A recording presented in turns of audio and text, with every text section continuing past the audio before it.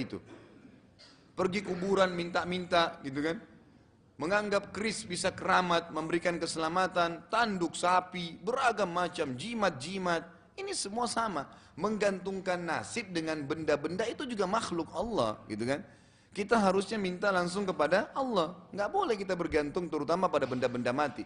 Kalau itu manusia masih hidup, orang soleh, Anda bilang tolong doakan saya, nggak masalah kalau dia masih hidup. Tapi kalau dia sudah mati, gitu kan? Sampai para ulama salaf menukil dalam buku-buku akidah, saya heran melihat orang yang datang ke kuburan yang dianggap itu orang alim, minta kepada kuburan tersebut, padahal kuburannya makhluknya Allah, di dalamnya juga manusia itu makhluknya Allah dan sudah jadi tulang, nggak bisa memberikan apa-apa. Kalau Anda yakin kuburan itu bisa memberikan manfaat, pohon, keris, jimat dan segalanya, maka Tuhannya semua itu lebih mampu. Minta kepada Allah subhanahu wa ta'ala, bukan minta kepada makhluk tersebut gitu kan.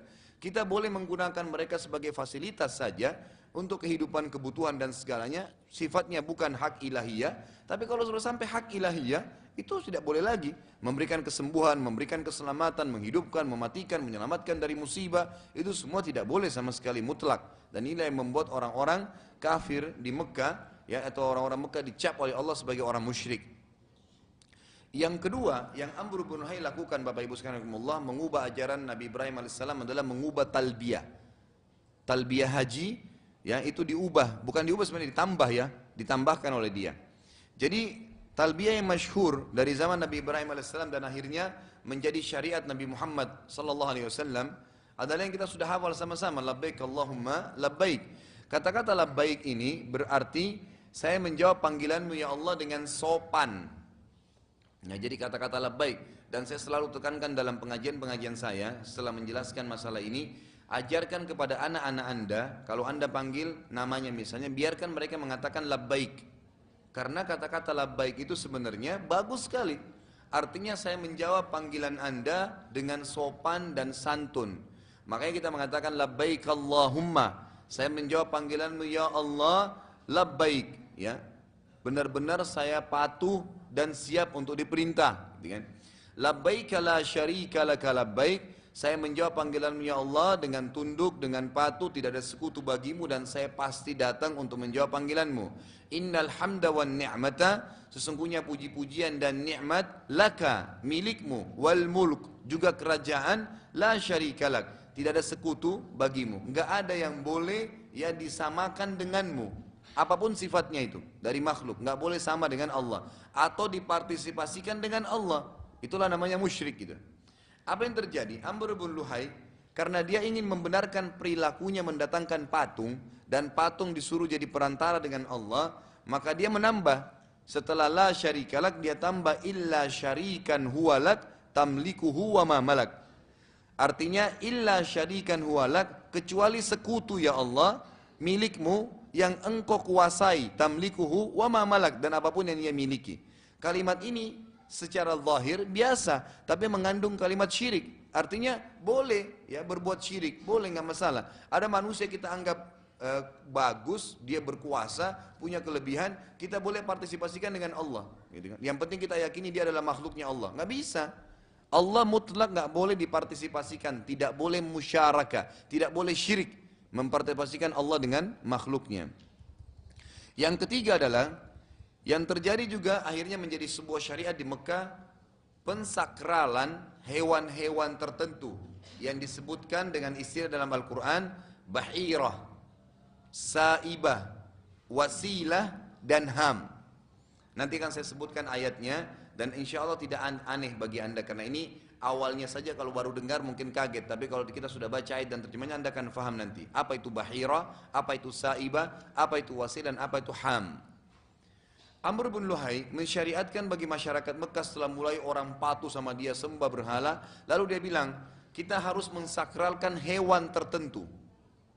Baik, kita dengarkan ayatnya. Allah Azza wa Jalla menceritakan kasus ini dalam surah Al-Maidah, urutan 5 dalam Al-Quran, ayat 103. Bunyinya a'udzubillahi minasyaitonirrajim. Ma ja'alallahu min bahiratin wala saibatin wala wasilatin wala hamin walakinnal ladzina kafaru yaftaruna 'ala Allahil kadhiba wa aktsaruhum la yaqilun. Allah sekali-kali tidak pernah mensyariatkan bahirah. Apa itu bahira? Ini ajarannya, itu tadi ajarannya Amr bin Luhai. Bahira adalah unta betina yang telah beranak 5 kali dan anak kelimanya itu jantan. Unta betina yang melahirkan 5 kali dan anak kelimanya jantan. Lalu unta betina itu dibelah telinganya dan dilepaskan, tidak boleh ditunggangi lagi, tidak boleh diambil air susunya, tidak boleh ada yang ganggu, disakralkan. Ini namanya bahira. Lalu wala saibatin, juga tidak saibah. Saibah itu adalah unta betina yang dibiarkan pergi kemana saja karena sesuatu nazar.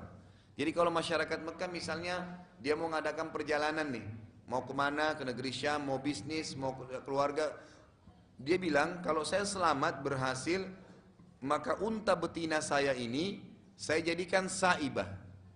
Saibah itu artinya dibiarkan, disakralkan, tidak boleh ada yang ganggu, nggak boleh. Jadi dia biar sampai mati unta itu, nggak boleh ditunggangi, nggak boleh disakralkan.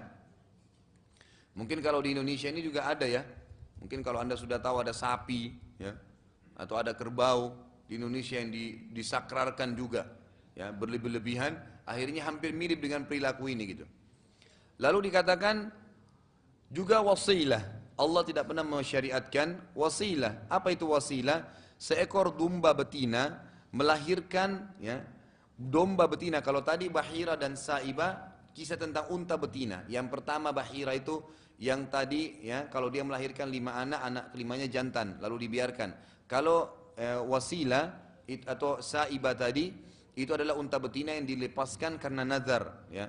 Kemudian wasilah adalah domba betina yang melahirkan anak kembar dan terdiri dari jantan dan betina. Maka yang jantan itu disebut wasilah, tidak boleh disembeli, tidak boleh, tapi khusus diserahkan untuk berhala. Jadi kalau ada domba betina melahirkan anaknya kembar, satu jantan satu betina, yang jantannya itu namanya wasilah. Enggak boleh disembeli, enggak boleh diganggu, tapi khusus diberikan kepada berhala. Kemudian yang terakhir wala ham. Allah juga tidak pernah memerintahkan ham. Apa itu ham? Unta jantan yang telah, ya, unta jantan yang tidak boleh diganggu gugat karena dia telah membuntingkan unta betina 10 kali. Kejahilan, ya. Tidak ada sama sekali hubungannya gitu. Lalu apa kata Allah? Akan tetapi orang-orang kafir itu membuat-buat kedustaan terhadap Allah dan kebanyakan mereka tidak mengerti. Lama-lama karena Amr bin Luhai yang terapkan, ada sebagian masyarakat Mekah yang bilang, oh mungkin ini hukumnya Allah. Maka Allah bantah dalam Al-Quran ini. Maka Allah bantah. Juga perilaku yang sangat buruk dilakukan oleh Amr bin Luhai, Bapak Ibu sekalian adalah mengatakan orang kalau tawaf di Ka'bah, ya, tawaf di Ka'bah itu tidak boleh menggunakan baju kecuali baju dari Mekah.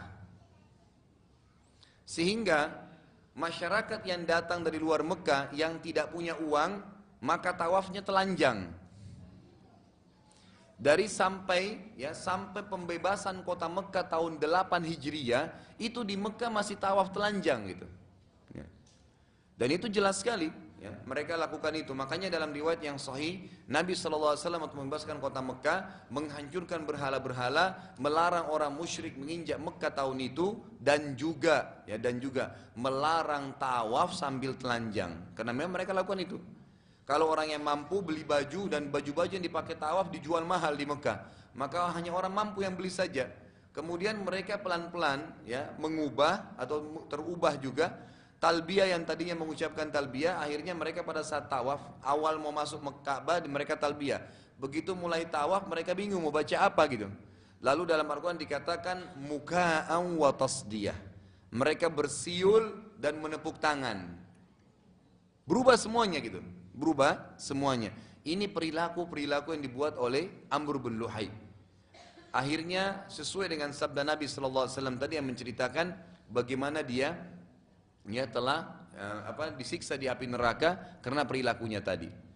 Inilah kisah, ya, sekali lagi tambahan dari bagaimana keadaan Mekah masyarakat awalnya, ya, dari mana asal muasal mereka, penduduk pertamanya, bagaimana keadaan agama Ibrahim AS, lalu bagaimana berubah agama Nabi Ibrahim AS di Mekah. Dengan izin Allah nanti kita akan masuk biidnillahi ta'ala, ya, sebuah subjudul yang lain yang berjudul masuknya agama Yahudi, kisah masuknya agama Yahudi dan Nasrani di Jazirah Arab. Ini jauh, masih belum, kita belum bahas lahirnya Nabi, masih jauh. Sekarang kita akan ya sentuh tentang kisah Madinah, ya. Madinah, kemudian nanti kita juga akan singgung sedikit masalah Mekah, bagaimana rentetan sejarah sebelum Nabi SAW lahir dan hijrah ke sana. Kemudian bagaimana bisa ada orang Arab tapi agamanya Nasrani? Kok bisa ada? Awalnya orang Arab menyembah ya Allah Subhanahu wa taala, mengikuti ajaran Nabi Ibrahim. Kalaupun yang ada di Mekah mereka sembah berhala. Tapi ternyata sampai hari ini pun ada yang beragama Nasrani dan agama Yahudi. Dari mana asalnya bisa agama Nasrani dan Yahudi masuk ke Jazirah Arab? Bermula daripada ya makna dulu Yahudi dan Nasrani. Afwan, ini waktunya sampai jam berapa? Ya. Baik, kalau ada yang mau punya pertanyaan nanti tolong dipoinkan ya, karena ini subjudul lain nih. Sekarang kita tinggalkan Mekah dulu. Udah selesai Mekah ceritanya. Kita masuk ke subjudul yang lain nih. Judulnya kisah masuknya agama Yahudi Nasrani ke Jazirah Arab. Beda. Tapi nanti bersambung ceritanya. Nanti bersambung. Cuman ini sub yang lain. Jadi kalau anda punya pertanyaan tadi berhubungan dengan Amr bin Luhai, dicatat memang gitu supaya nggak lupa. Baik, Yahudi asalnya Bapak Ibu sekalian itu diambil dari kata-kata huda yang berarti taubat. Yang berarti taubat. Ya. Dari mana asal kisahnya? Waktu Nabi Musa alaihissalam pergi menerima kitab Taurat di Gunung Tursina, tepatnya sekarang di daerah Mesir ya, wilayah perbatasan Mesir dengan Israel, dan diperebutkan antara Mesir dengan Israel, tapi sekarang masuk wilayah Mesir gitu.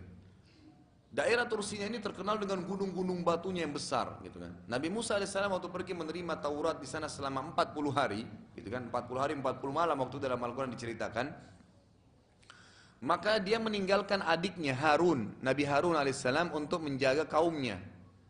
Tapi Nabi Harun alaihissalam bukan figur orang yang seperti Musa, disegani oleh Bani Israel. Di antara Bani Israel ini ada satu orang yang bernama Samiri. Samiri ini tokoh masyarakat, orang kaya, ya, salah satu kepala suku terkenal. Dia melihat ya, bahwasanya Musa lagi tidak ada. Dulunya dia sebelum Nabi Musa alaihissalam datang, dia ditokohkan gitu. Maka dia ingin kembalikan ya kejayaan dia dulu. Lalu dia buat patung dari emas karena dia kaya raya, patung sapi dari emas. Lalu dia bilang kepada Bani Israel, Musa juga menyuruh kita menyembah ini. Sama tadi kasusnya, patung semua ini kembali, gitu kan. Perantara dengan Allah. Lalu orang-orang Bani atau suku Bani Israel ini atau pengikut Bani Israel, dan Bani artinya keturunan, Israel nama lainnya Nabi Yakub ya. Nabi Ibrahim punya anak tadi, dari Sarah ada Ishak, dari Ismail, dari Hajar ada Ismail. Dari Ishak ini ada anaknya namanya Yakub, Nabi juga. Ibrahim, Ishak, Yakub. Yakub ini nama lainnya dia adalah Israel. Jadi kalau dikatakan Bani Israel keturunannya Nabi Yakub. Kemudian sampai di mana tadi? Saya sampai lupa. Iya. Iya. Samiri. Jadi akhirnya Samiri ini membuat patung, lalu dia mengatakan sembahlah ini. Bani Israel mengikutinya. Nabi Harun coba ingatkan, tidak mau diikutin. Lalu mereka sepakat mengatakan nanti aja, kalau seandainya Musa kembali kepada kami, baru kami mau tanya Musa. Kalau kamu Harun, kami nggak mau ikutin. 40 hari kemudian Nabi Musa alaihissalam kembali. Nabi Musa kaget melihat sudah ada patung, ditaruh api di sekitarnya dan disembah. Nabi Musa langsung kumpulkan Bani Israel, ada apa dengan kalian? Dari mana ini? Kisahnya dari Samiri, tunjuk semua Samiri. Ditanya Samiri depan Bani Israel, kenapa kau lakukan ini? Dia bilang, ya tiba-tiba terlintas di benak saya pikir ini bagian daripada wahyu kenabian. Maka kata Musa alaihissalam, sungguh yang kamu buat ini, patung ini kami akan hancurkan. Karena ini adalah perbuatan syirik kepada Allah dan kamu akan kami hukum, sekarang keluarlah, disuruh pergi. Ringkas ceritanya, setelah dijelaskan oleh Nabi Musa alaihissalam ini perbuatan syirik, Bani Israel waktu itu merasa bersalah. Lalu mereka bertanya, hai Musa, apa yang harus kami lakukan? Maka Nabi Musa mengatakan harus taubat kepada Allah. Harus taubat kepada Allah. Lalu mereka mengucapkan kalimat dalam Al-Quran, Inna hudna ilaik. Kami bertaubat kepadamu ya Allah. Semenjak hari itu keluarlah istilah Yahudi. Semenjak hari itu, itu maknanya bagus sebenarnya. Orang-orang yang bertaubat awalnya, ya, asalnya begitu. Ini akar kata dulu Yahudi. Siapapun yang mengaku pengikut Nabi Musa sampai hari kiamat dan tidak mau mengimani Nabi yang datang setelah Musa, Isa dan Muhammad alaihimussalatu wassalam, maka dikatakan Yahudi. Siapapun yang mengaku sekali lagi pengikut Nabi Musa dan memang dia menolak risalahnya Nabi Isa dan Nabi Muhammad alaihimussalatu wassalam, maka dikatakan Yahudi. Ini dulu definisinya. Lalu Nasrani, siapa itu Nasrani? Nasrani atau orang-orang ya Nasara diambil juga dari akar kata Nabi Isa alaihissalam pada saat melihat butuh membentuk pasukan untuk berjihad di jalan Allah, maka Nabi Isa berkata dalam Al-Quran, Man ansari ilallah. Ansar berarti penolong. Jadi kata-kata Nasara itu diambil dari kata-kata Nasara yang suruh, artinya memenangkan atau menolong. Akar kata juga yang baik sebenarnya, gitu kan? Karena Nabi Isa alaihissalam mengatakan siapa yang mau menjadi penolong agamanya Allah? Qalal hawariyuna nahnu ansarullah. Berkatalah hawariyun, orang-orang yang sahabat Nabi Isa alaihissalam, nahnu ansarullah, kami akan menjadi penolong agama Allah. Keluarlah istilah Nasara dari situ. Keluarlah istilah Nasara dari situ. Baik, dari dua kelompok ini Yahudi dan Nasrani, ini yang disebutkan oleh Abdullah ibn Abbas radhiyallahu anhuma dalam tafsir surah Al-Fatihah. Abdullah ibn Abbas mengatakan kalimat yang kita baca di akhir Al-Fatihah, ghairil maghdubi alaihim waladdallin, bukan orang-orang yang engkau murkahi ya Allah, mereka adalah Yahudi. Waladdallin, bukan orang sesat ya Allah, siapa mereka? Nasrani. Apa sebabnya? Tadi akar katanya bagus, taubat dan penolong Allah. Kenapa Ibnu Abbas mengatakan begini? Iya. Jawabannya adalah karena orang-orang Yahudi, ya orang-orang Yahudi itu mereka mengenal Nabi Muhammad sallallahu alaihi wasallam, tahu risalahnya, gitu kan, tapi tidak mau beriman. Alasannya apa? Cuman satu, kebodohan, ya, fanatisme. Mereka bilang apa? Mereka berharap Nabi terakhir nanti yang keluar di Jazirah Arab, tepatnya di kota Madinah, ya, itu harusnya dari keturunan, ya, Bani Israel. Berarti dari jalurnya Sarah, anaknya Ishak, Yakub. Kan setelahnya datang, habis Yakub datang Yusuf, kemudian Musa, kemudian Daud, Sulaiman, Isa. Namanya nabi-nabi Bani Israel. Ya. Mereka berharap, ya, dengan pikiran mereka, nabi terakhir setelah Isa nanti itu akan datang dari Bani Israel. Ternyata Nabi Muhammad SAW datang dari jalur yang kedua. Juga sama dari Ibrahim alaihissalam juga, Ismail, dari Ismail tidak ada nabi keturunannya sampai tibanya Nabi Muhammad SAW. Nabi Muhammad SAW adalah keturunan Ismail. Apa yang mereka bilang fanatisme bodohnya?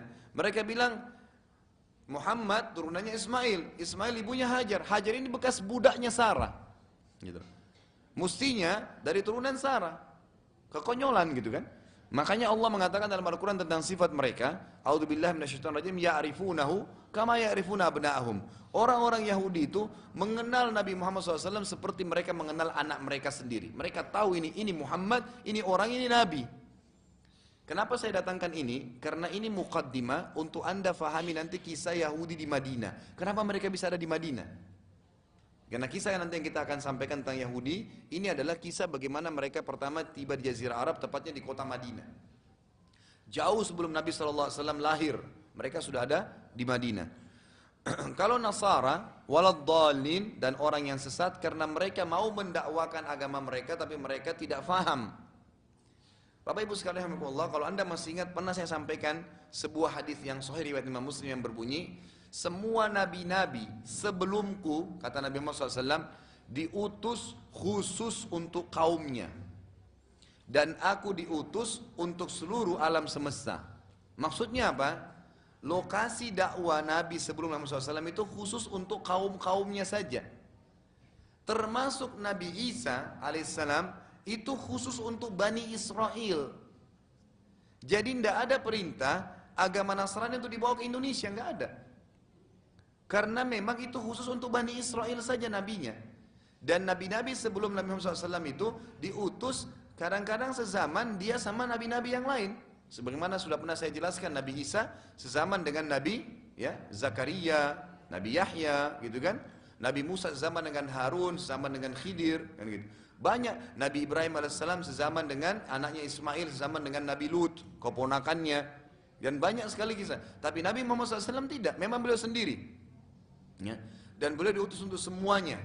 Nah orang-orang Nasrani tidak faham kalau agama mereka sebenarnya Nabi Isa ini itu untuk Bani Israel, gitu loh, bukan untuk disebarkan seluruh dunia.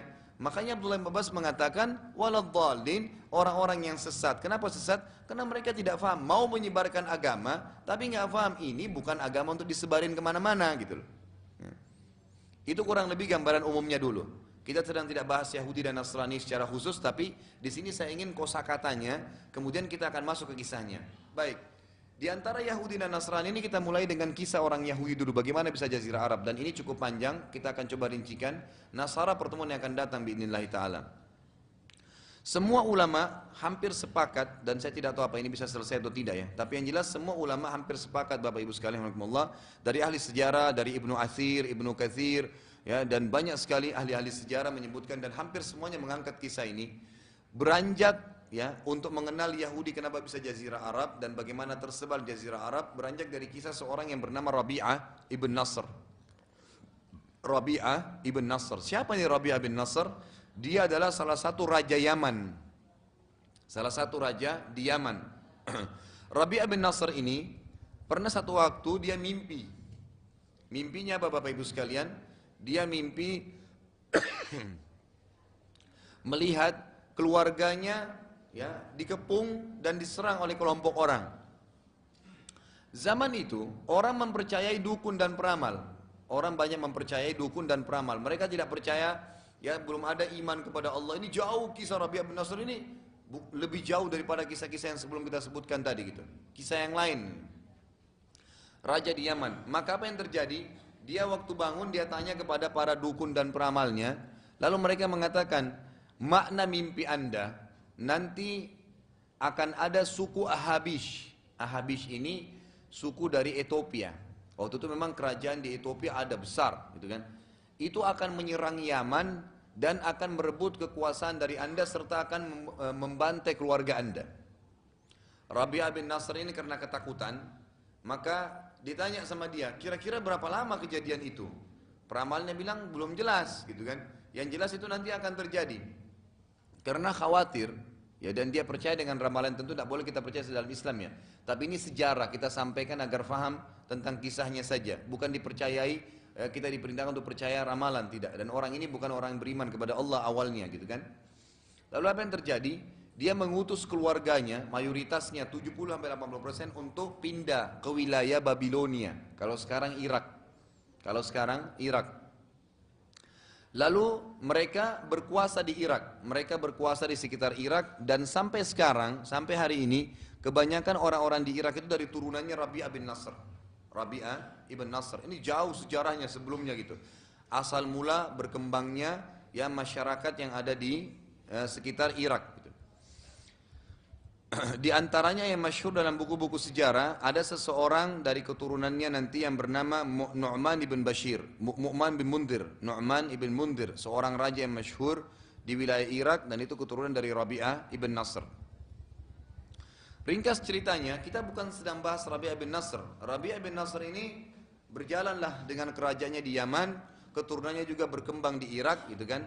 Setelah dia meninggal, beberapa tahun setelah dia meninggal, ada keturunan dia mulai anak cucunya menjadi raja, sampai tiba kepada salah satu anak cucu dia, ya cucu anak Rabi'ah bin Nasr ini yang bernama Tabban As'ad. Tabban As'ad. Tabban As'ad ini yang punya hubungan dengan Yahudi. Tabban As'ad ini seorang raja yang luar biasa. Saking luasnya kekuasaannya dan kuatnya kekuatan militer dan ekonominya, maka semua raja Yaman setelahnya diberikan julukan dari namanya dia, Tabban As'ad, atau biasa disebut dengan Tubba. Dalam Al-Quran ada dikatakan wa qaumi Tubba, dan kaumnya Tubba. Artinya Tubba ini julukan bagi raja-raja Yaman. Waktu itu memang banyak julukan-julukan ya, seperti kerajaan Romawi diberikan julukan Kaisar, rajanya. Itu bukan nama rajanya tapi julukannya, nanti setelahnya ada nama setelah gitu kan, Kaisar siapa gitu. Kemudian wilayah Faris yang kita tahu ada Kisra, ya. Kemudian ada di Ethiopia yang bernama Najasyi, ya. Serta kalau sejauh sebelumnya di Mesir ada Fir'aun. Ya, Fir'aun itu julukan bagi raja-raja Mesir, bukan namanya. Nanti ada nama yang lain seperti terkenal ada Ramses I, kemudian ada si Fulan dan ada si Fulan, seperti itu kurang lebih gambarannya. Tabban As'ad ini karena masyhurnya sampai-sampai akhirnya Raja Yaman diberikan julukan dari nama dia, namanya atau diberikan julukan Tubba. Raja ini terkenal dengan kekuatannya dan luar biasa. Dia sangat punya power yang besar gitu. Dan dia suka berniaga. Dia suka berniaga. Satu hari, ya Bapak Ibu sekalian, dia mengadakan perjalanan bisnis. Tabban As'ad ini dari Yaman, kemudian dia melewati kota Madinah. Lalu dia membiarkan anaknya di kota Madinah. Waktu itu Madinah namanya Yathrib. Namanya Yathrib. Dan kita tidak boleh sekarang menyebut Yathrib ya. Nabi SAW melarang kita mengatakan Madinah Yathrib dan menggantinya dengan Madinah Munawwarah atau Taba atau Tayyibah. Itu nama kota Madinah. Akhirnya ya, anaknya ditinggalkan di kota Madinah, di kota Yathrib. Setelah itu terjadi perselisihan antara anak Tabban As'ad dengan masyarakat Madinah, cekcok, akhirnya terbunuhlah anaknya Tabban As'ad. Tabban As'ad ini karena dia raja di Yaman dan Madinah adalah kota yang kecil, Yathrib kota yang kecil, gitu kan. Lalu dia mengutus pasukan untuk mengepung Madinah, diserang karena dia ingin balas dendam kenapa anaknya dibunuh di sana gitu. Terjadilah peperangan antara Tabban As'ad kepada atau dengan masyarakat Madinah. Setelah terjadi peperangan, ya atau sementara terjadi peperangan, Tabban As'ad kaget dengan perilaku masyarakat Madinah, yang nantinya masyarakat Madinah ini yang menjadi kaum Ansar, ya sahabat-sahabat Nabi dari Madinah Ansar, terdiri dari dua suku besar Aus dan Khazraj. Suku Aus dan Khazraj ini nanti dua suku besar yang digabung menjadi Ansar, yang Allah mengatakan as-sabiqunal awwaluna minal muhajirina wal ansar. Orang-orang yang pertama masuk Islam dari muhajirin di Mekah dan Ansar di Madinah. Nah awalnya kisah-kisah orang Ansar ini, Aus dan Khazraj berperang dengan Tabban As'ad. Tabban As'ad ini ingin merebut atau membalas dendam kematian anaknya. Yang paling pertama membuat Tabban As'ad kagum waktu itu, karamnya masyarakat Madinah. Apa itu karam? Kemuliaannya, ringan tangan. Belum pernah dalam sejarah dia ditemukan dalam hidup dia, dan mungkin sampai sekarang tidak ada sejarah gitu kan. Ada orang yang berperang pada pagi hari, kemudian pada saat malam hari istirahat, masyarakat Yathrib Madinah mengirimkan makanan untuk Tabban dan pasukannya, serta membantu mengobati orang-orang yang luka. Lalu Tabban As'ad tetap aja, saya tetap harus memerangi kota ini, dan tidak ada yang menjelaskan kenapa masyarakat Madinah begitu. Tidak lama kemudian keluarlah dua orang pendeta Yahudi dari Madinah. Jadi sudah ada pendeta Yahudi di Madinah. Pendeta Yahudi dua ini ternyata dari keturunan orang-orang Yahudi yang sudah lama, ya. Mereka datang ke kota Madinah, alasannya nanti akan kita jelaskan pada saat mereka bertemu, pendeta ini bertemu dengan Tabban As'ad. Kenapa mereka ada di Madinah? Kedua pendeta ini keluar lalu bertemu dengan Tabban As'ad, permisi, pamit, masuk ke kemah, lalu ditanya, apa tujuan anda wahai Raja Tabban? Dia bilang, tujuan saya ingin membumi hanguskan Madinah ini. Semua saya mau bunuh, saya mau hancurin kota ini. Apa kata pendeta tersebut? Keduanya, engkau tidak akan mampu. Dan kalaupun kau terus mau melakukan itu, Allah akan menghancurkanmu. Lalu Tabban As'ad bingung, kenapa kalian bilang seperti itu? Apa alasannya? Kedua Yahudi ini mengatakan karena kota ini mahjarun Nabi. Ini nanti akan menjadi tempat hijrahnya Nabi terakhir. Jadi orang-orang Yahudi alasannya datang ke Madinah itu mereka ada di Jazirah Arab awalnya karena mereka dapatkan dalam kitab Taurat ada kota di Jazirah Arab, tepatnya kota Madinah, nanti terakhir akan dihijrahi oleh Nabi terakhir. Jadi mereka sudah tahu. Anehnya setelah Nabi SAW diutus mereka tidak beriman, gitu kan? Sampai beberapa sahabat Nabi dari Ansar waktu terjadi Bai'at Aqabah, ya, Nanti akan kita pelajari itu.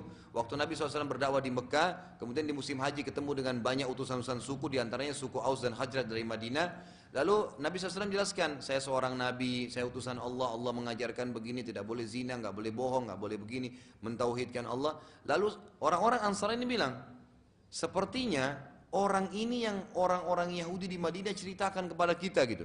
Apa ceritanya orang Yahudi di Madinah? Mereka bilang, hai Aus dan Khazraj, yang nanti jadi kaum Ansar. Nanti akan keluar Nabi terakhir di sini, kami orang pertama beriman kepadanya, gitu kan? Dan kami akan memerangi kalian kalau kalian tidak beriman, kami akan bumi hanguskan kalian seperti kaum Ad dan Iram. Ini istilah kaum Ad dan Iram ini peperangan yang terjadi antara dua suku sampai semuanya habis, tidak tersisa satu pun, semua terbunuh. Maka orang-orang Ansar mengatakan dari Madinah, kalau begitu kita harus beriman kepada Nabi ini sebelum Yahudi duluan mengiman kepadanya gitu. Kembali kepada kisah tadi. Lalu si Tabban Asad ini bertanya, siapa itu Allah? Siapa kalian ini? Ya. Lalu orang-orang Yahudi itu dua pendeta ini menceritakan, Yahudi itu begini, pengikut Nabi Musa, ada kitabnya Allah Taurat, dijelaskan semuanya sampai Tabban Asad akhirnya masuk agama Yahudi. Tabban Asad masuk agama Yahudi pada saat itu. Lalu Tabban Asad memaafkan masyarakat Madinah, kemudian dia ingin kembali ke Yaman. Dia ingin kembali ke Yaman.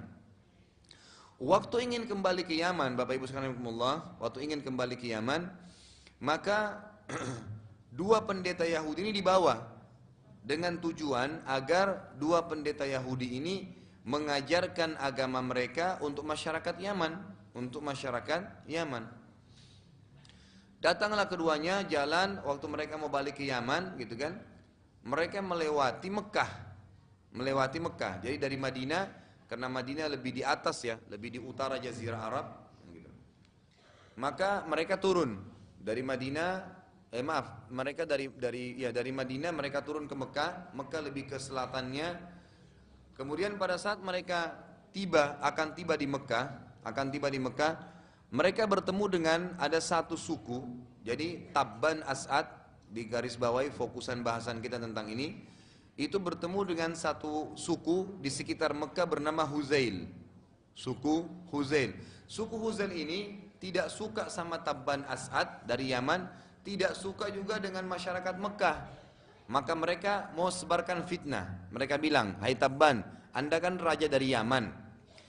Anda pasti keluar untuk mencari kekayaan. Ya. Anda keluar dengan pasukan sebanyak ini pasti mau cari kekayaan. Tabban mengatakan iya.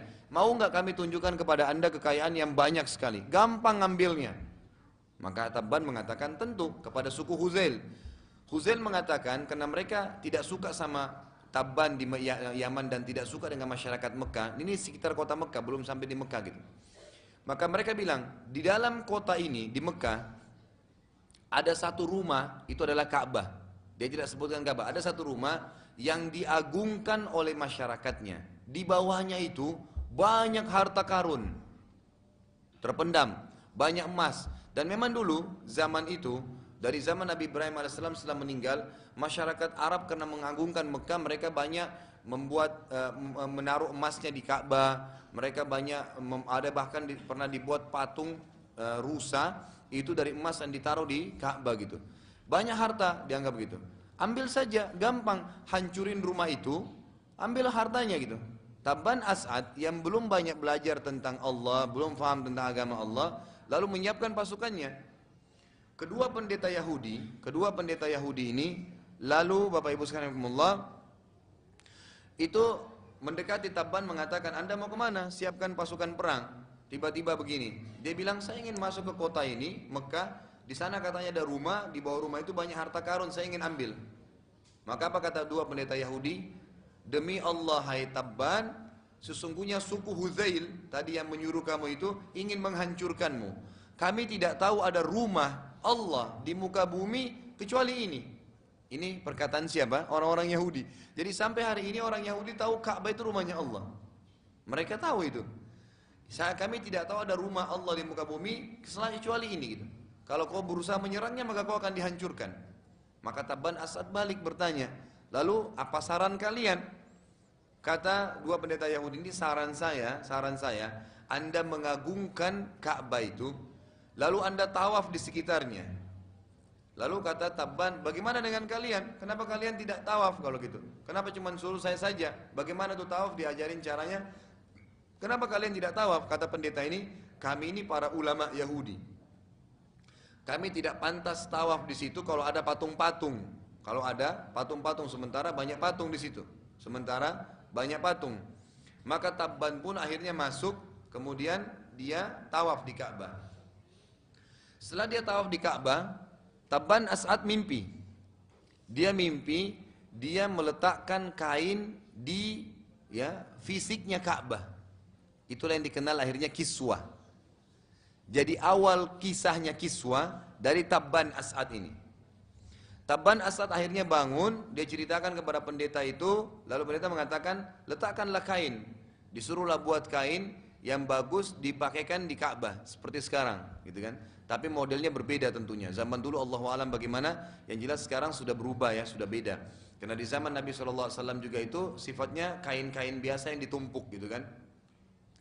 Lalu Tabban As'ad pun menyuruh beberapa hari kemudian mengganti dengan kain yang lebih bagus dari Yaman. Setelah itu mulailah kiswah ya, atau kain Ka'bah berjalan sampai zaman Abdul Muttalib, kakek Nabi SAW. Dan waktu itu kiswah Ka'bah itu ditumpuk-tumpuk. Satu kain begitu sudah tua, kusum mungkin sudah setahun 2 tahun, lalu ditumpuk lagi kain sampai Ka'bah jadi berat dan hampir saja bangunannya rubuh. Setelah itu baru disepakati oleh orang-orang Quraisy, bagaimana yang kita pelajari di zaman Abdul Muttalib, diletakkan satu kain saja.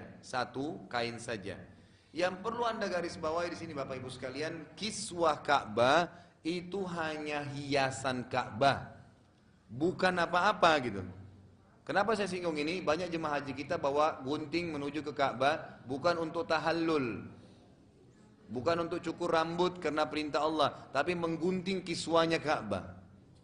Kalau nggak kelihatan sama polisinya digunting, nanti dibawa pulang dijadikan jimat. Ini dari mana kisahnya kain bisa jadi jimat? Sudah kita katakan tadi, hati-hati dengan perbuatan syirik. Itu semua adalah benda-benda makhluknya Allah. Apa yang terjadi setelah itu? Ya, pulanglah Tabban As'ad ini ke Yaman. Ya, ini sebagai closing bahasan kita tentang kisah Yahudi. Pulang ke Yaman. Di Yaman kebetulan seluruh masyarakatnya awalnya itu menyembah api.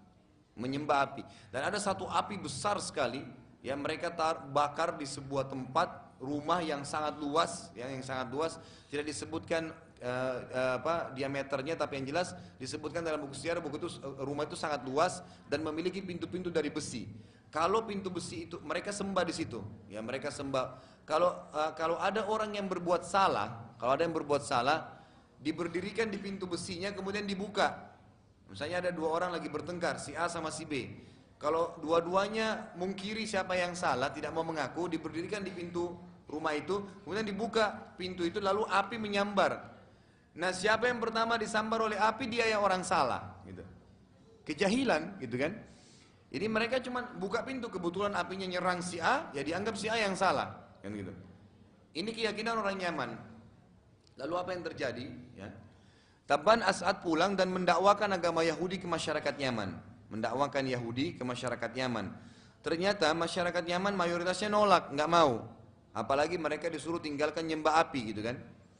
Lalu berdialoglah antara tokoh-tokoh agama penyembah api dengan pendeta-pendeta Yahudi ini. Lalu mereka sepakat begini aja. Keyakinan masyarakat sini kan siapa yang benar, siapa yang salah bisa disambar api gitu. Coba pendeta ini berdiri di pintu, ya, kemudian tokohnya penyembah api juga berdiri di situ. Siapa yang disambar api duluan, berarti dia salah gitu. Apa yang terjadi? Raja Tabban As'ad ini sampaikan kepada pendeta, bagaimana pendapat kalian?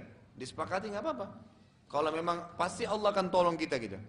Berdirilah pendeta tersebut 2 orang, dengan berdiri juga 2 orang dari tokoh penyembah api ini. Waktu dibuka, apinya tiba-tiba nyerang kedua tokoh. Ya tadi itu orang penyembah api itu, mereka lari. Ya. Waktu mereka lari disebutkan dalam sejarah seluruh masyarakatnya marah, harus kembali, nggak boleh tidak. Kita mau cari kebenaran. Waktu dikembalikan, kemudian dibuka yang kedua kali, api menyambar dan mereka hangus terbakar. Karena kejadian ini, satu Yaman masuk agama Yahudi. Satu negeri Yaman masuk agama Yahudi. Zaman itu. Ya, di zaman itu. Makanya, ya, Abdullah bin Saba, yang dikenal dengan pendiri agama Yahudi, pemahaman Syiah, itu dari Yahudi Yaman. Dari Yahudi Yaman. Yang asalnya dari ini tadi, yang asalnya dari sini gitu. Inilah kurang lebih kisah bagaimana bisa agama Yahudi ada di Jazirah Arab. Asalnya mereka ke Madinah karena alasan tempat hijrahnya Nabi, dan bagaimana mereka bisa masuk ke Jazirah Arab umumnya di negeri Yaman yang waktu itu punya kekuatan besar. Maka pada saat itu, ya, masuknya kena Taban As'ad, dan sampai sini kisah Yahudi selesai. Bi'inillahi ta'ala kita akan lanjutkan nanti bagaimana Nasrani masuk ke Jazirah Arab. Bagaimana Nasrani masuk ke Jazirah Arab. Sampai sini kalau ada yang mau bertanya silakan. Dari dua bahasan tadi.